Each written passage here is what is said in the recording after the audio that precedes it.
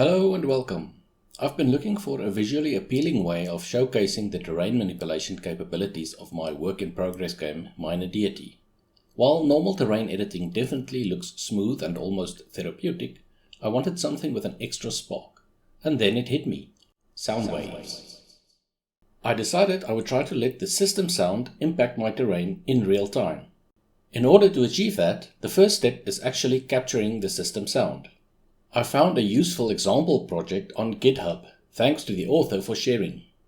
Using this, I was quickly able to capture the system sound per frame and extract the discrete Fourier transform from it. If you want to learn more about Fourier transforms, here are some absolutely beautiful videos about it that I can recommend. My first step was just checking whether the results I obtained was sensible. Then I mapped each frame's spectrum onto one row after the other of the square grid underlying my terrain, performing some scaling for my use case. Adjusting only one row of elevations at a time in one dimension is quite fast. It was definitely working, although it was clear that it was going to be a struggle to obtain a good-looking linear visualization over time on the terrain.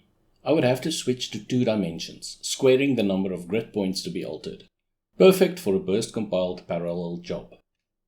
Using the current mouse cursor position on the terrain as the midpoint of a circle and defining a radius, I check what percentage of the radius each grid point lies from the midpoint.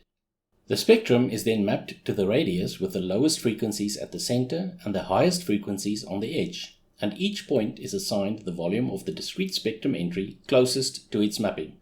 This changes the linear spectrum into a circular one, with the discrete segments forming concentric circles. To visualize this, the mapped volume of each grid point is added to its base elevation, and this changes every frame as the sound changes.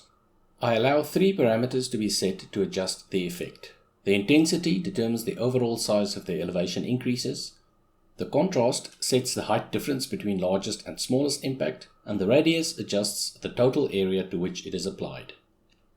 Here's a very quick look at the code of the job for anyone interested. Note that we also have to recalculate all the slopes after we've adjusted the elevations, in order for the terrain shader to render rocks on steep slopes instead of the original texture. The elevation and slope changes are sent to the GPU every frame. However, updating the actual mesh and ocean depth data is too costly to perform every frame. But if we never update them, the lighting and water won't react to the new elevations and ocean depths. So we only refresh the terrain mesh and ocean depth data every 10 frames. Here you can see the result of this applied to what I am saying now, and the visualization clearly pulsates with the rhythm in my voice. But there are much better examples to consider. I've picked a few interesting short samples to highlight different situations.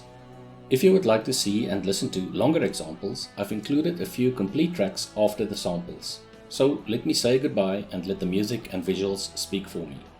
Please subscribe to this channel, wishlist and follow Minor Deity on Steam, or join the Discord server to stay up to date. All the links are down below. Thanks for your time and support.